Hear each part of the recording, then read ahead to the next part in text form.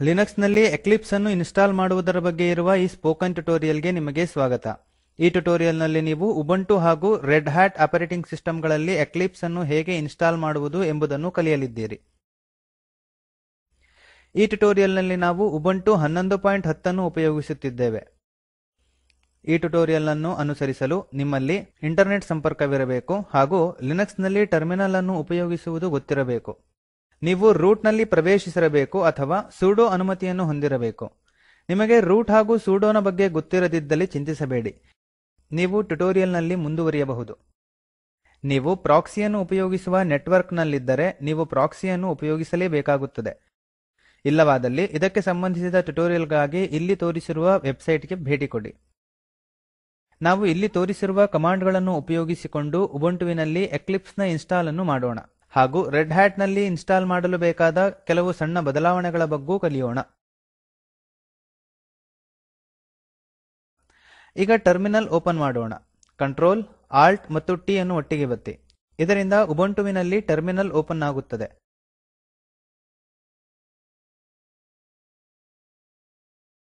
ನೀವು ಪ್ರಾಕ್ಸಿಯನ್ನು ಉಪಯೋಗಿಸುವ ನೆಟ್ವರ್ಕ್ ನಲ್ಲಿದ್ದರೆ ನೀವು ಅದನ್ನು ಟರ್ಮಿನಲ್ ನಲ್ಲಿ ಸೆಟ್ ಮಾಡಬೇಕಾಗುತ್ತದೆ. ನಿಮಗೆ ಪ್ರಾಕ್ಸಿ ಏನೆಂದು ಗೊತ್ತಿರದ ಪಕ್ಷದಲ್ಲಿ ನೀವು ಉಪಯೋಗಿಸುತ್ತಿರುವ ನೆಟ್ವರ್ಕ್ ಗೆ ಪ್ರಾಕ್ಸಿ ಬೇಕಾಗಿಲ್ಲವೆಂದರ್ಥ. ಹಾಗಾಗಿ ನೀವು ಈ ಹಂತವನ್ನು ಬಿಟ್ಟು ಮುಂದೆ ಹೋಗಿ. ಯಾರು ಪ್ರಾಕ್ಸಿಯನ್ನು ಉಪಯೋಗಿಸುತ್ತಿರುವರೋ ಅವರು ಇದನ್ನು ಸೆಟ್ ಮಾಡಬೇಕು. ಪ್ರಾಕ್ಸಿಯಲ್ಲಿ ಎರಡು ವಿಧಗಳಿವೆ. ಒಂದಕ್ಕೆ ಯೂಸರ್ ನೇಮ್ ಮತ್ತು ಪಾಸ್ವರ್ಡ್ ಬೇಕಾದರೆ ಇನ್ನೊಂದಕ್ಕೆ ಬೇಕಾಗಿಲ್ಲ. ಸಂಬಂಧಪಟ್ಟವರಿಂದ ನೀವು ಉಪಯೋಗಿಸುತ್ತಿರುವ ಪ್ರಾಕ್ಸಿ ಯಾವ ತರಹದ್ದೆಂದು ತಿಳಿದುಕೊಳ್ಳಿ.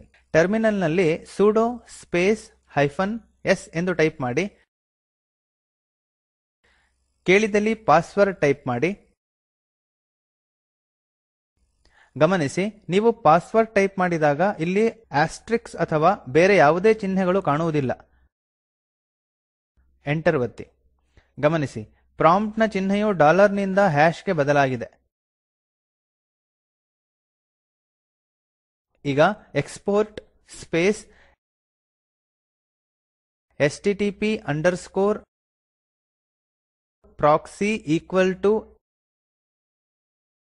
http://tsuser:10.24.0.2:8080 ಎಂದು ಟೈಪ್ ಮಾಡಿ.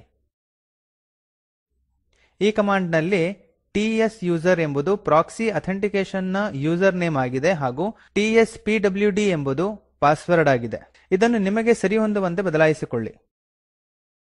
10.24.0.2 ಎಂಬುದು ಪ್ರಾಕ್ಸಿಯ ಹೋಸ್ಟ್ ಅಡ್ರೆಸ್ ಆಗಿದೆ ಹಾಗೂ 8080 ಎಂಬುದು ಪೋರ್ಟ್ ನಂಬರ್ ಆಗಿದೆ. ಈ ಡೀಟೇಲ್ ಗಳನ್ನು ನಿಮಗೆ ಸರಿಹೊಂದುವಂತೆ ಬದಲಾಯಿಸಬಹುದು. ಎಂಟರ್ ಒತ್ತಿ.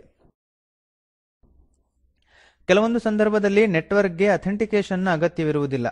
ಅಂತಹ ಸಂದರ್ಭದಲ್ಲಿ ಯೂಸರ್ ನೇಮ್ ಹಾಗೂ ಪಾಸ್ವರ್ಡ್ ನ ಸ್ಥಾನವನ್ನು ಖಾಲಿ ಬಿಡಬಹುದು. ನನ್ನ ಪ್ರಾಕ್ಸಿಗೆ ಅಥೆಂಟಿಕೇಶನ್ ನ ಅಗತ್ಯವಿಲ್ಲದೇ ಇರುವುದರಿಂದ ನಾನು ಆ ಡೀಟೇಲ್ ಗಳನ್ನು ತೆಗೆಯುತ್ತೇನೆ. ಹಿಂದಿನ ಕಮಾಂಡ್ ಅನ್ನು ಪಡೆಯಲು ಅಪ್ ಏರೋ ವನ್ನು ಕ್ಲಿಕ್ ಮಾಡಿ ಹಾಗೂ ಯೂಸರ್ ನೇಮ್ ಹಾಗೂ ಪಾಸ್ವರ್ಡ್ ಅನ್ನು ತೆಗೆಯಿರಿ ಹಾಗೂ ಎಂಟರ್ ಒತ್ತಿ. ಈ ಕಮಾಂಡ್ ಎಚ್ಟಿಟಿಪಿ ಪ್ರಾಕ್ಸಿಯನ್ನು ಸೆಟ್ ಮಾಡುತ್ತದೆ. ನಾವೀಗ HTTPS ಪ್ರಾಕ್ಸಿಯನ್ನು ಹೇಗೆ ಸೆಟ್ ಮಾಡುವುದೆಂದು ನೋಡೋಣ. ಹಿಂದಿನ ಕಮಾಂಡ್ ಅನ್ನು ಪಡೆಯಲು ಅಪ್ ಏರೋ ಕೀಯನ್ನು ಒತ್ತಿ ಹಾಗೂ HTTP ಯನ್ನು HTTPS ಗೆ ಬದಲಾಯಿಸಲು S ಎಂದು ಟೈಪ್ ಮಾಡಿ ಎಂಟರ್ ಒತ್ತಿ. ನಾವೀಗ ಯಶಸ್ವಿಯಾಗಿ ಪ್ರಾಕ್ಸಿಯನ್ನು ಸೆಟ್ ಮಾಡಿದೆವು. ಕಂಟ್ರೋಲ್ D ಅನ್ನು ಒತ್ತಿ ನಾರ್ಮಲ್ ಪ್ರಾಂಪ್ಟ್ ಗೆ ಹಿಂತಿರುಗೋಣ. ಸ್ಕ್ರೀನ್ ಅನ್ನು ಕ್ಲಿಯರ್ ಮಾಡಲು ಕ್ಲಿಯರ್ ಎಂದು ಟೈಪ್ ಮಾಡಿ ಎಂಟರ್ ಒತ್ತಿ.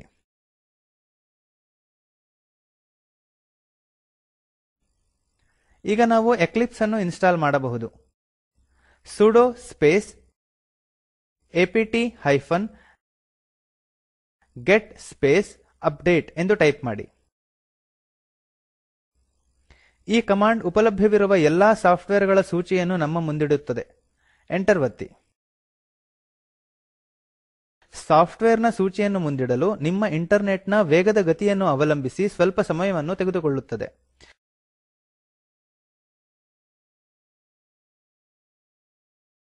ಯಾವಾಗ ಟರ್ಮಿನಲ್ ನಲ್ಲಿ ಡಾಲರ್ ಪ್ರಾಂಪ್ಟ್ ಬರುತ್ತದೋ ಆಗ ಈ ಕಾರ್ಯವು ಮುಗಿಯಿತೆಂದರ್ಥ. ಸ್ಕ್ರೀನ್ ಕ್ಲಿಯರ್ ಮಾಡಲು ಕ್ಲಿಯರ್ ಎಂದು ಟೈಪ್ ಮಾಡಿ ಎಂಟರ್ ಒತ್ತಿ. ಸುಡೋ space apt get space install space Eclipse ಎಂದು ಟೈಪ್ ಮಾಡಿ ಎಂಟರ್ ಒತ್ತಿ. ಈಗ ಕಮಾಂಡ್ ನಮ್ಮ ಸಿಸ್ಟಮ್ ನಲ್ಲಿ ಎಕ್ಲಿಪ್ಸ್ ಸಾಫ್ಟ್ವೇರ್ ಅನ್ನು ನಮ್ಮ ಮುಂದಿಡುತ್ತದೆ ಹಾಗೂ ಅದನ್ನು ಇನ್ಸ್ಟಾಲ್ ಮಾಡುತ್ತದೆ. ನೀಡ್ಸ್ ಟು ಗೆಟ್ 10.8 MB ಎಂದು ಬರೆದಿರುವ ಲೈನ್ ಅನ್ನು ಗಮನಿಸಿ. ನಿಮ್ಮ ಸಿಸ್ಟಮ್ಗೆ ಹಾಗೂ ಇಂಟರ್ನೆಟ್ಗೆ ಅನುಗುಣವಾಗಿ ಈ ಸಂಖ್ಯೆಯು ಬೇರೆ ಇರುತ್ತದೆ. ಪ್ಯಾಕೇಜ್ ಅನ್ನು ಲಿಸ್ಟ್ ಮಾಡಲು ತೆಗೆದುಕೊಳ್ಳುವ ಸಮಯವು ಕೂಡ ಬೇರೆಯಾಗಿರುತ್ತದೆ. y ಅಥವಾ n ಎಂಬ ಪ್ರಾಂಪ್ಟ್ ನಲ್ಲಿ y ಎಂದು ಟೈಪ್ ಮಾಡಿ ಎಂಟರ್ ಒತ್ತಿ. ಬೇಕಾದ ಎಲ್ಲಾ ಪ್ಯಾಕೇಜ್ಗಳು ಡೌನ್ಲೋಡ್ ಆದವು ಹಾಗೂ ಸಿಸ್ಟಮ್ ನಲ್ಲಿ ಅನ್ಪ್ಯಾಕ್ ಆದವು.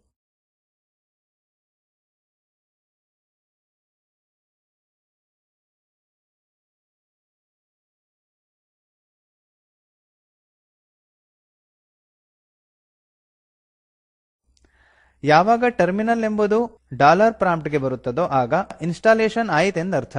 ಈಗ ನಾವು ಎಕ್ಲಿಪ್ಸ್ ಎಂಬುದು ಇನ್ಸ್ಟಾಲ್ ಆಯಿತೆ ಮತ್ತು ಅದು ನಮ್ಮ ಸಿಸ್ಟಮ್ ನಲ್ಲಿ ಇದೆಯೇ ಎಂದು ಪರಿಶೀಲಿಸೋಣ. ಆಲ್ಟ್ ಮತ್ತು F2 ಅನ್ನು ಒಟ್ಟಿಗೆ ಒತ್ತಿ ಇಲ್ಲಿ ಡೈಲಾಗ್ ಬಾಕ್ಸ್ ನಲ್ಲಿ ಎಕ್ಲಿಪ್ಸ್ ಎಂದು ಟೈಪ್ ಮಾಡಿ ಎಂಟರ್ ಒತ್ತಿ.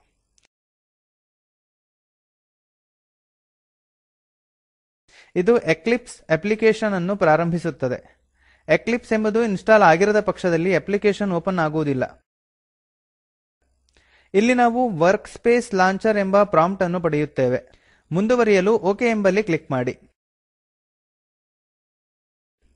ಈಗ ನಾವು ವೆಲ್ಕಮ್ ಟು ಎಕ್ಲಿಪ್ಸ್ ಎಂಬ ಪೇಜ್ ಅನ್ನು ಪಡೆಯುತ್ತೇವೆ. ಅಂದರೆ ಎಕ್ಲಿಪ್ಸ್ ಎಂಬುದು ಯಶಸ್ವಿಯಾಗಿ ನಮ್ಮ ಸಿಸ್ಟಮ್ ನಲ್ಲಿ ಇನ್ಸ್ಟಾಲ್ ಆಗಿದೆ ಎಂದರ್ಥ.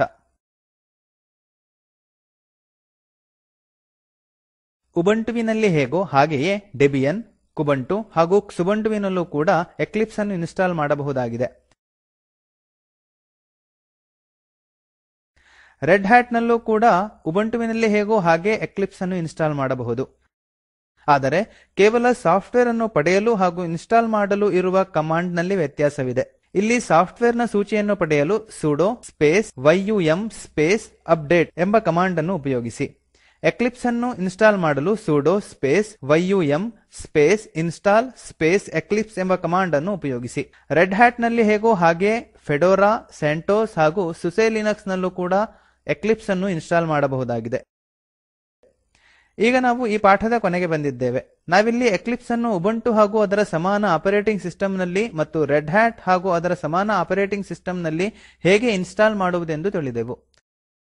ಈ ಟ್ಯುಟೋರಿಯಲ್ ನ ಅಭ್ಯಾಸಕ್ಕಾಗಿ ಎಕ್ಲಿಪ್ಸ್ ನ ಸಮಾನ ಇನ್ಸ್ಟಾಲೇಷನ್ ಪ್ರಕ್ರಿಯೆಯನ್ನು ಹೊಂದಿರುವ ಬೇರೆ ಆಪರೇಟಿಂಗ್ ಸಿಸ್ಟಮ್ ಗಳನ್ನು ಹುಡುಕಿ. ಈ ಸ್ಪೋಕನ್ ಟ್ಯುಟೋರಿಯಲ್ ಪ್ರಾಜೆಕ್ಟ್ ನ ಬಗ್ಗೆ ಹೆಚ್ಚು ತಿಳಿಯಲು ದಯವಿಟ್ಟು ಈ ಲಿಂಕ್ ನಲ್ಲಿ ಸಿಗುವ ವಿಡಿಯೋವನ್ನು ನೋಡಿ. ಇದು ಸ್ಪೋಕನ್ ಟ್ಯುಟೋರಿಯಲ್ ಪ್ರಾಜೆಕ್ಟ್ ನ ಸಾರಾಂಶವನ್ನು ಹೇಳುತ್ತದೆ. ನಿಮ್ಮಲ್ಲಿ ಉತ್ತಮ ಬ್ಯಾಂಡ್ವಿಡ್ತ್ ಇಲ್ಲವಾದಲ್ಲಿ ನೀವಿದನ್ನು ಡೌನ್ಲೋಡ್ ಮಾಡಿ ಕೂಡ ನೋಡಬಹುದು. ಈ ಪಾಠವನ್ನಾಧಾರಿಸಿ ಸ್ಪೋಕನ್ ಟ್ಯುಟೋರಿಯಲ್ ಗಣವು ಕಾರ್ಯಶಾಲೆಯನ್ನು ನಡೆಸುತ್ತದೆ. ಯಾರು ಆನ್ಲೈನ್ ಪರೀಕ್ಷೆಯಲ್ಲಿ ಉತ್ತೀರ್ಣರಾಗುತ್ತಾರೋ ಅವರಿಗೆ ಪ್ರಮಾಣ ಪತ್ರವನ್ನೂ ನೀಡುತ್ತದೆ. ಹೆಚ್ಚಿನ ಮಾಹಿತಿಗಾಗಿ contact@spoken-tutorial.org ಈ ಇಮೇಲ್ ಮೂಲಕ ಸಂಪರ್ಕಿಸಿ. Spoken tutorial project talk to a teacher ಎಂಬ ಪರಿಯೋಜನೆಯ ಭಾಗವಾಗಿದೆ. ಈ ಪ್ರಕಲ್ಪವನ್ನು ರಾಷ್ಟ್ರೀಯ ಸಾಕ್ಷರತಾ ಮಿಷನ್ ICT MHRD ಭಾರತ ಸರ್ಕಾರ ಎಂಬ ಸಂಸ್ಥೆಯು ಸಮರ್ಥಿಸಿದೆ. ಹೆಚ್ಚಿನ ಮಾಹಿತಿಗಾಗಿ spoken-tutorial.org/nmeict-intro ಇಲ್ಲಿ ನೋಡಿ. ಈ ಪಾಠದ ಅನುವಾದಕ ಮತ್ತು ಪ್ರವಾಚಕ IIT ಬಾಂಬೆಯಿಂದ ವಾಸುದೇವ. ಧನ್ಯವಾದಗಳು.